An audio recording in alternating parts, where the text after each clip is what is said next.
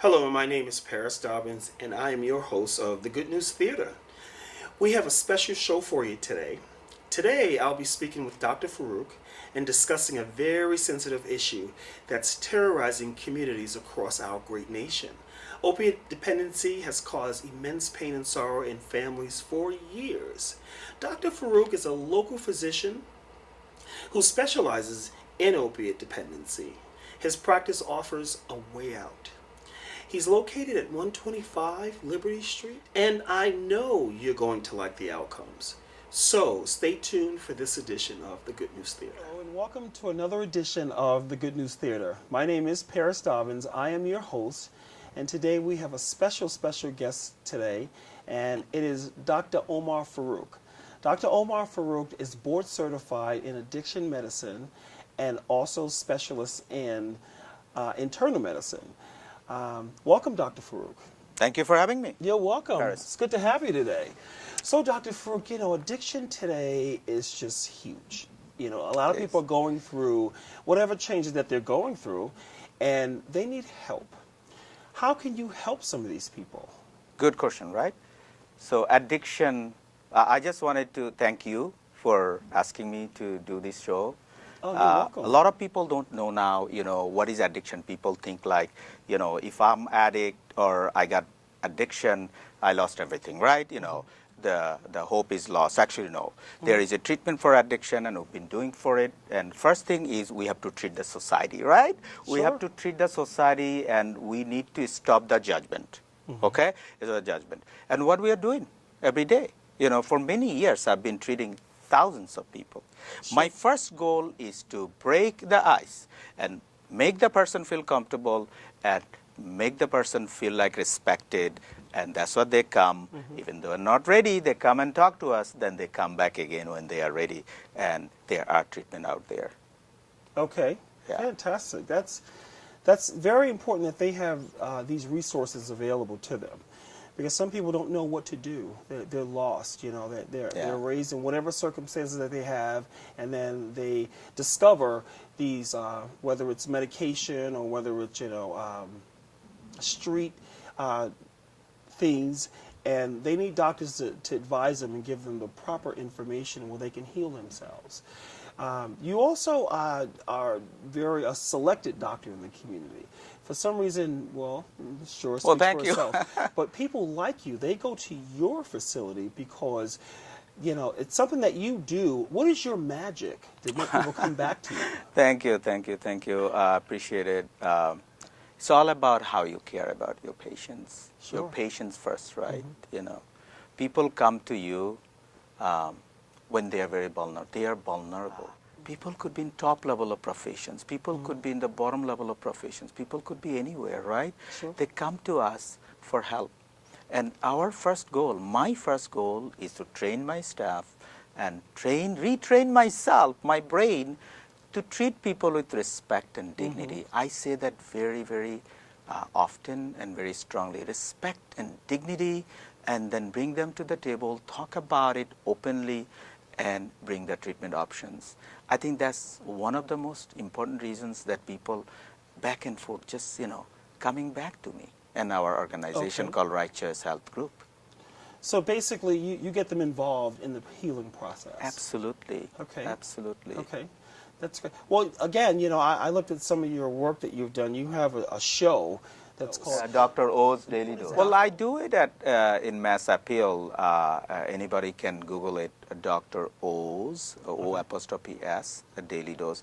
Talked about educating people about addiction, talking about opioid addiction, how epidemic it is. Talking about the high-risk drinking. I talked about the stigma, how it is affecting people who are suffering from addiction, and talked about hepatitis C treatment, talked about general health.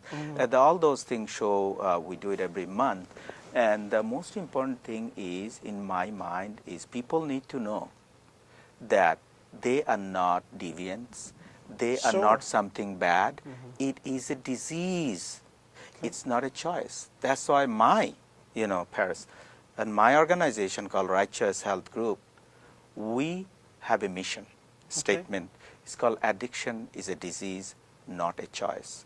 When someone hears that, and they feel like, you know what, I'm kind of like, now I feel comfortable to go to doctor. You know, I will answer your follow-up question, but I wanted to add one thing here. If someone has diabetes, is a chronic disease, well, diabetes didn't happen just suddenly it didn't drop from the sky. Right. Maybe some behavioral issue they have, done wrong, ate wrong thing, didn't exercise. That's not a good thing. But are we judging those people same way that people who got addicted and got disease? We're not judging same way. We are judging differently. We are putting them differently. People who got addicted as a developed disease, we are calling them bad people. We are treating them differently in the society, looking at them differently. I think society has to come forward to save the country, actually. Millions of people have this disease and dying, thousands. Thousands. I also know Dr. Faruk personally. When I first returned to the Springfield area, I had a doctor, I had chronic back pain, and he administered some medication to myself, which was opiate based. And before we can find out the problem of it, we were taking this medication for a very, very long time. And of course, it naturally your body becomes used to, receiving that medications. And so I myself needed to visit with Dr. Faruk. This is why I have you here today, because I wanted to share my story. I'm so proud of you. I'm so proud of you, Paris. I really appreciate the way you felt comfortable to talk about it, and you yourself had that journey, and you shared on your own. And when you came to me, and I don't remember or you remember, but in my heart, I was telling myself that, Paris, your journey is my journey. Let's work together. Yes. And this is so important that your story is millions of Americans' story. And that there is no shame. We cannot shame people who are already shamed of the things happen to them. We can't shame them. We cannot. We have to bring them and talk to them, respect and reassure. Say that, hey, it happened. Let's work on it. It's a chronic disease. Manifestation could be bad. The reaction symptoms could be bad. Reaction is not chest pain. Reaction could be behavioral problem. Reaction could be certain things you have never done. Or stealing things, this and that is a common story, because to manage that disease is expensive. So that's what I'm saying, that people who has been suffering from themselves or their loved ones, so many, thousands. We have 600,000 Americans died from drug overdose from year 2000 to 2016. Is there any war in this world's history? 600,000 died, maybe after Holocaust. This is the second one. I mean, it's unbelievable what we are dealing now. So we need to break the ice and come and embrace these people and treat respectfully. I have another question for you. I know the stigma. I know you don't differentiate with your patients. Patient is patient. They come in with the addiction issues and you deal with them. But there is a stigma. If someone's in the street using street opiates, because of good feelings, and now they want to change their life. So you're saying to me that we shouldn't judge these people as opposed to the ones who are like myself, who was on medication from a doctor, for back pain. I mean, what's the difference in these type of patients, though? Okay, what is the difference? A very good question, actually. We have to separate the activities from the brain itself. So brain doesn't know whether you have used street drug, you borrowed, or you bought from someone, or stolen from someone, or you got legitimately from the doctor. When the point crosses, the line crosses, it goes to the red. It doesn't matter. Brain doesn't know how you got it. So we have to, even people who had suffered from dependence, opioid dependence or addiction, whatever you call it, they have to stop judging themselves amongst other patients. They have to come together. I am not better than other because we have same disease. Like as a human being, everybody has same right. You rich or poor, law is same. That's what I'm saying. No, there is no difference. There is no difference when it comes to disease. But there is a difference between person's behavior, person genetics, how it's going to manifest from person to person. Maybe you had better genetics. Maybe you had caught earlier. Maybe you didn't hit the rock bottom. But some other people may have passed long time, may have damaged much more. The chemical imbalance in the brain gotten so worse that you can't even imagine worst thing they are doing.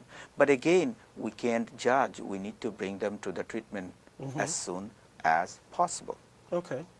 So you treat the actual drug, to wean them off of the opiate substance. So when you said rock bottom, now, do you have mental health services We also do. involved in your practice? So your question has a very deep issues here. So let me tell you why. A couple of things you mentioned, start with medication and wean it off, and this and that. Actually, if you have a diabetes, you are on insulin, are you going to wean off insulin until you know that this person can live safely without insulin? No. Okay. Answer is no. You cannot stop insulin for a diabetic patient when you feel like that person is not doing exercise. You have to have that, security out there, that safety out there, that my patient is taking insulin and he's now taking my advice like you did. You have done therapy, you have done all those things what doctors recommended you. Some people may be not ready there. Some people's diabetes may be so bad that they have to continue insulin. So be it then. They are not going to become insulin addict. Same way, if someone has heroin addiction or opioid dependency, opioid addiction, if they need to be on medication called Suboxone or other things, it is not replacing for one drug to other. This is what it is very dangerous, that we do not judge people whatever other people's needs are. Okay. This is very important. If some people on Suboxone for 5 years, so be it if they are saving their life, not taking heroin or OxyContin.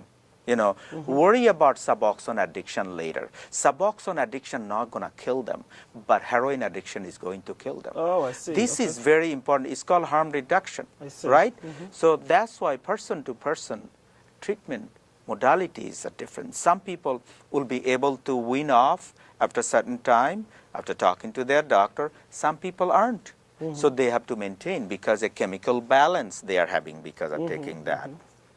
Mental health question I'm going to answer. Yes, we have a substance abuse counseling, which is mandatory with the treatment, medication-assisted treatment called Suboxone or Vivitrol. Side by side, you have mental health counseling, and if they have other mental health issues such as depression and other psychiatric condition, that needs to be treated too. Social issue needs to be treated. So we do have under one roof everything, but counseling is mandatory. Counseling is like a car having the brake fix.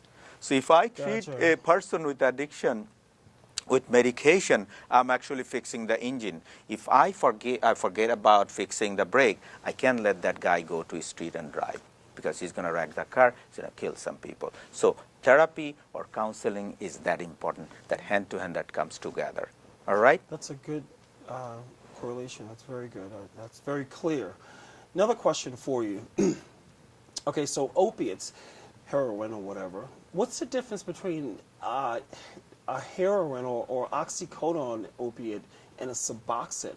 Well, what's the difference in the makeup? Very good question. So those are the medications are especially, heroin didn't come from suddenly, it used to be opium, is a plant, stuff like that. We hear from things from like the countries like Afghanistan, countries like many countries, they produce the opium and the heroin come from. and many years, hundreds of years, people use that for pain medication.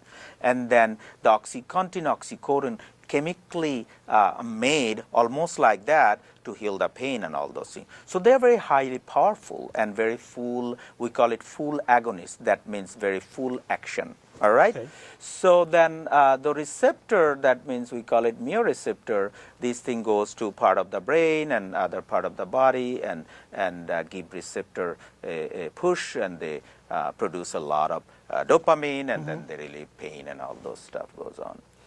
But Suboxone or buprenorphine, it is made to kind of counter that and make sure that your receptor are kind of diseased, kind of like affected by taking or using those drugs or medication, heroin or OxyContin. So those receptor will be hungry and very jealous and very angry and give you symptoms, all those things like craving. When you stop, you're going to have craving. When you stop, you're going to have withdrawal symptoms, and then you're going to go use again. For that reason, Suboxone is something called partial agonist. That means partial agonist, and then it goes to that receptor, give little bit of warmth and support to that receptor, so people don't get withdrawal symptoms, people don't get so-called dope sickness, people cannot have a craving, and they can maintain day-to-day activities, and they can maintain their job,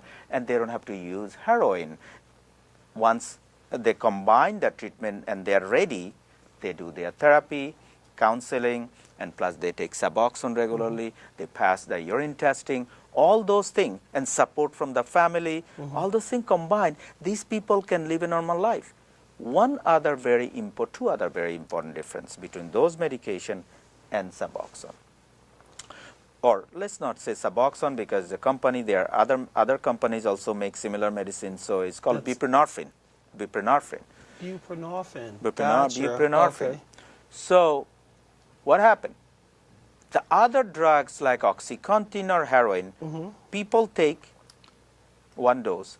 The next month they have to take double. Next month they have to take triple. Next month, because tolerance build up. And now same dose doesn't work anymore. All right? So they have to take more and more and more and more to get the same effect. Once they stop, they get sick. Right? And also it's dangerous. It's called overdose and death. There is no ceiling effect. That means you take more, you get more action in the brain, and you may end up not having able to breathe. In Suboxone, there's something called ceiling effect. That means you take more, you're not going to get more effect. You kind of like wasting your medication. Gotcha. That's why we give limited dose. Otherwise, it can go to other hands. So it doesn't Suboxone has ceiling effect. That means you have safety net. All right, you have safety net. And on the other hand, you don't have to take more and more Suboxone over the course of years. There isn't a tolerance level. Right. There is no tolerance. Gotcha. No, there is no tolerance found. So that's very clear to folks who are watching from home, that there is no tolerance, that you have to take more and more. There is no high risk for overdose from Suboxone, unless someone mixes and shooting in the vein, or they are using benzodiazepines or drinking alcohol with Suboxone. Then that safety net can break.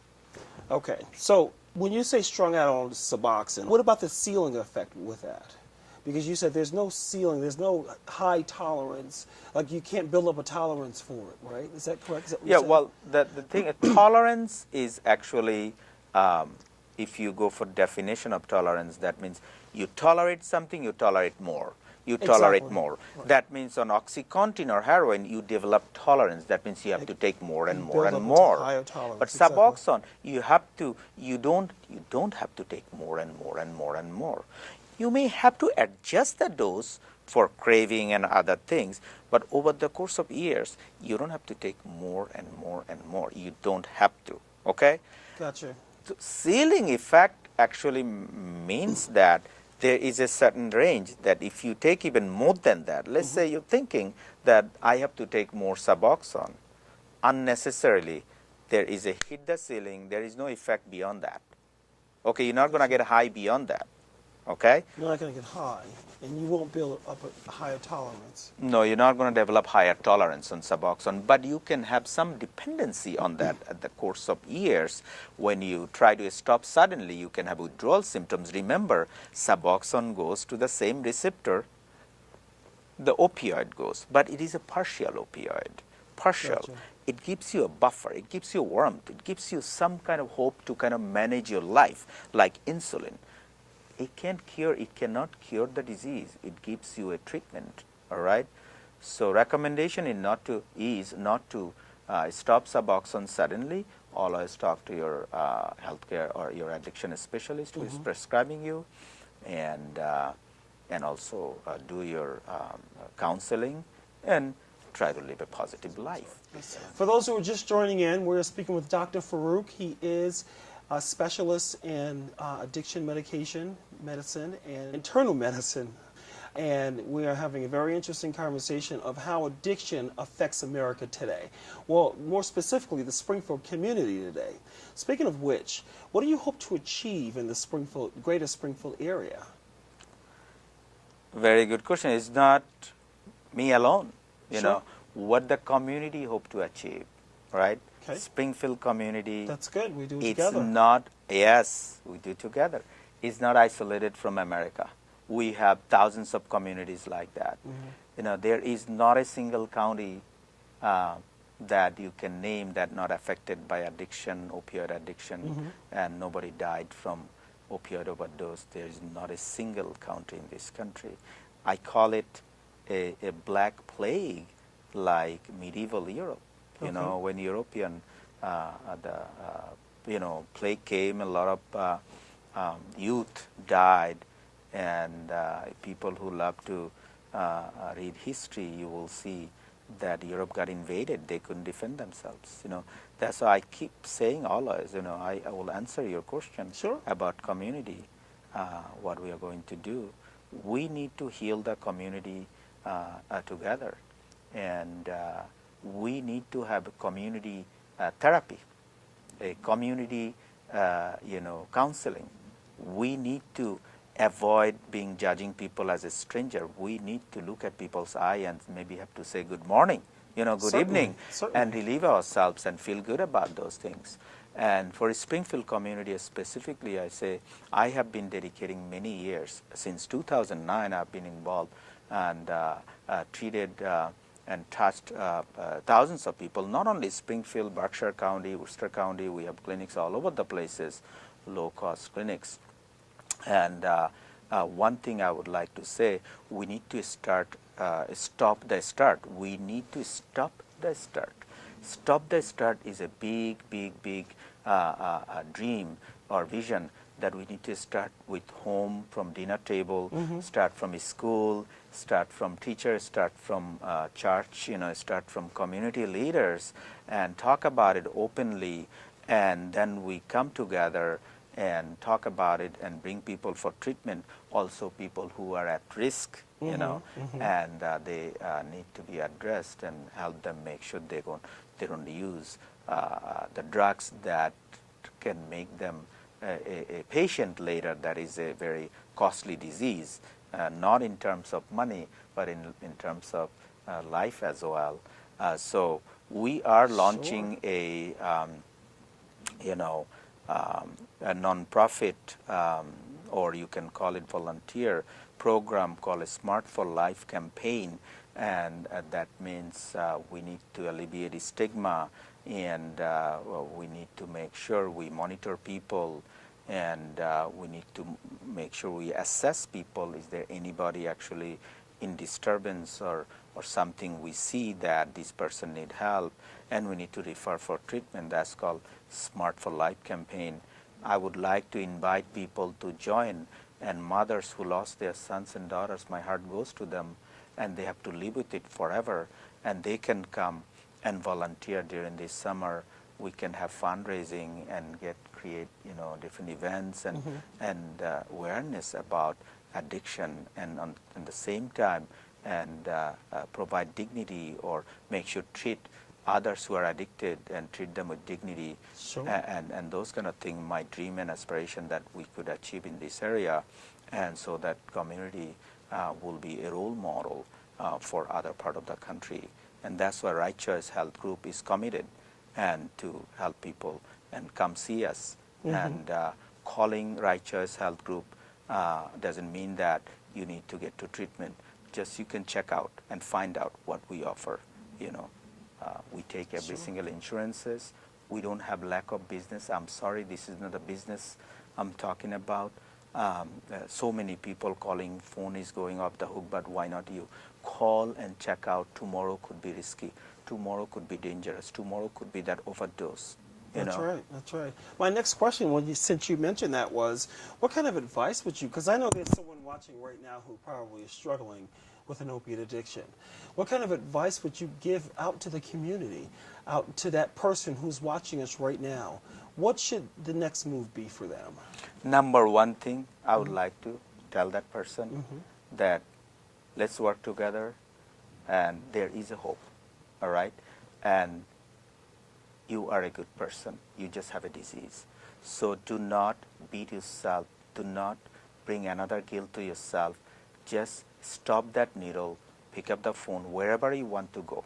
Either you call Right Choice Health Group or you call other places. Seek safety, please, now, because the drug can kill you. It will you'll lose your family. Everybody, you may be gone, but there will be people who will be living with your memory. So seek safety, call now wherever you decide, and do not think you are an evil. This is a disease. So yourself first clear and respect yourself first, and then people will respect you. Fantastic. I want to thank you again for coming today, Dr. Faruk. Welcome. It was just a lot of information, very important information. You know, when you speak about healing a community, or, you know, it's like one street at a time, one neighborhood at a time, until we can get the full city, the state, the country, get everyone aware of what's going on with this opiate addiction situation. It's very, very serious. I'd like to thank my guests again, Dr. Faruk, for coming today.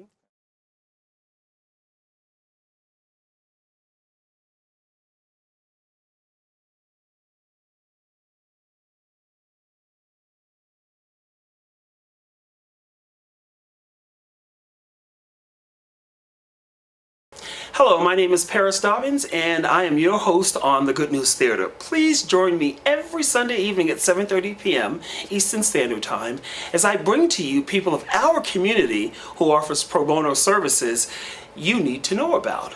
I am proud to showcase these professionals on the Good News Theater.